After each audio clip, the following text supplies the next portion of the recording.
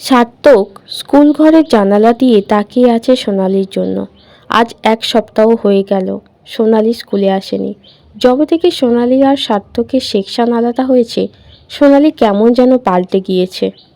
এর আগে ওরা ক্লাস 5 থেকে 9 পর্যন্ত একসাথেই এক ক্লাস ঘরে ছিল।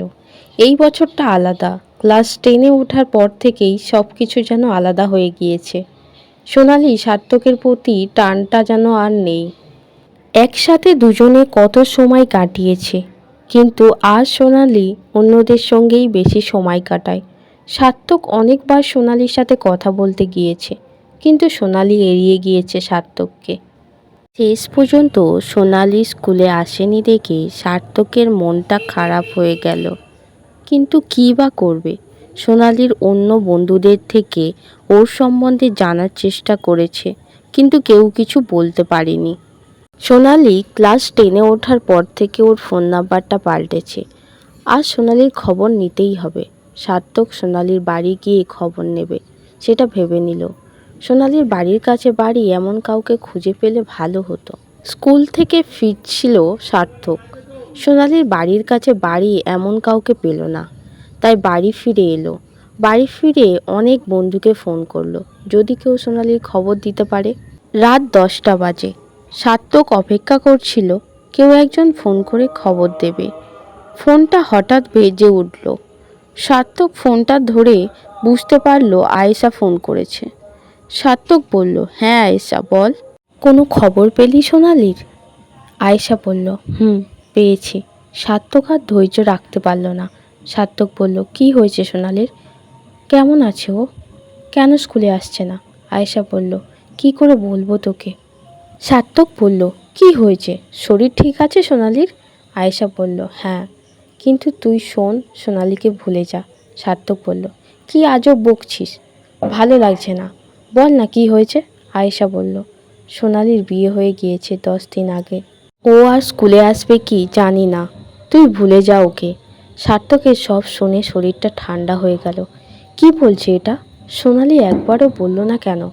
সার্থক বলল আয়েশাকে, তুই সোনালির নম্বরটা দে না, একবার কথা বলবো। আয়েশার কাছ থেকে সোনালির ফোন নম্বরটা নিয়ে নেয়। সোনালিকে ফোন করে সার্থক।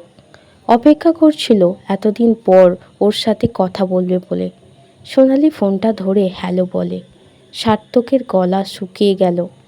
সোনালি আবার বলল, হ্যালো, কে বলছো? এবার সার্থক বলল, তুই বিয়ে করেছিস সোনালি? সোনালি বলল, হ্যাঁ করেছি। সোনালি বুঝতে পেরেছে সার্থকের গলা। সার্থক বলল, আমায় একবারও জানালি না তুই? সোনালি বলল, না জানাইনি। তোকে জানিয়ে আমি বিয়ে করব? তুই কে যে? সার্থক সত্যি আশা করেনি সোনালি তার সাথে এইভাবে কথা বলবে। এতটা পর কবে হয়ে গেল সার্থক?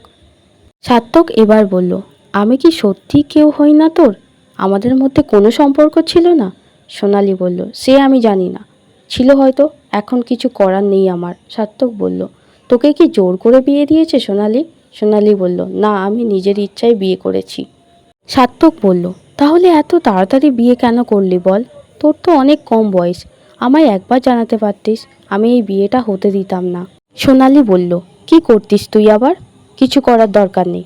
সার্থক আর ধৈর্য রাখতে পারল না, কান্না কান্না গলায় বলল, আমি ঠিক কিছু করতাম, পুলিশ নিয়ে গিয়ে তোর বিয়ে আটকে দিতাম। তুই একবার বল, আমি এখনই যাচ্ছি। সোনালি বলল, তুই থামবি? আমি কতবার বলবো তোকে, আমি নিজের ইচ্ছায় বিয়েটা করেছি। আমার বরকে আমি খুব ভালোবাসি, আমি পছন্দ করেই বিয়ে করেছি। সার্থক বলল, ভালোবাসিস মানে? তাহলে এতদিন আমার সাথে তোর কি কোনো সম্পর্ক ছিল না? সোনালি, তুই কদিন ছেলেটাকে চিনিস যে ওকে তুই ভালোবাসিস বলছিস? সোনালি বলল, 1 বছর হলো চিনি। আর কিছু জানার আছে তোর? সার্থক বলল, 1 বছর মানে? তুই তো আমায় কিছুই জানাসনি। তুই অন্য কাউকে বিয়ে করেছিস, এতদিন কথা বলেছিস, কিছুই জানাসনি কেন? আমি মানতে পারছি না, আমাদের ভালোবাসার মধ্যে কি ফাঁক ছিল? সোনালি বিরক্ত হয়ে বলল, তুই জানিস আমার বর কত বড় লোক? আমার বর আমায় অনেক গিফট দেয়, হাত খরচের টাকা দেয়। তুই এখন পারবি দিতে এইসব? সার্থক বলল, আমি তো আমার স্বার্থ মতো তোকে দিতাম। আমার কাছে যা টাকা থাকতো তোকে তার থেকেই গিফট দিতাম। আর তোর পড়াশোনার জন্য কতবার কত টাকা দিয়েছি, কটা দিন সময় দিলে আমি নিজের জন্য একটা কাজ খুঁজে নিতাম। তুই টাকার জন্য বিয়ে করেছিস? সার্থকের খুব কষ্ট হচ্ছিল, বুকটা ফেটে যাচ্ছিল কান্নায়। সোনালি বলল, তোর কথা শুনতে ভালো লাগছে না, তুই রাখ। অনেক রাত হয়েছে, আমি ঘুমাতে যাব, আমার বড় অপেক্ষা করছে। সোনালি ফোনটা রেখে দিল। সার্থক কিছু বলতে পারল না। অন্ধকার ঘরের একটা কোণায় বসে অনেকক্ষণ কান্না করলো, তবু নিজেকে বোঝাতে পারল না।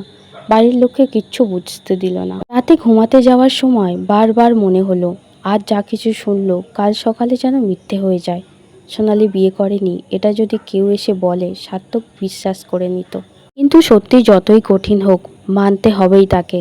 সোনালি সার্থককে নাই ভালোবাসুক, সার্থকের মন জুড়ে শুধু সোনালি ছিল। নিজের স্বার্থের জন্য এতদিন বন্ধুত্ব রেখেছিল, আজ বন্ধুত্বটাও বেকার মনে হলো। এত বছর তো ওরা বন্ধুও ছিল, সেটার মানটাও রাখলো না।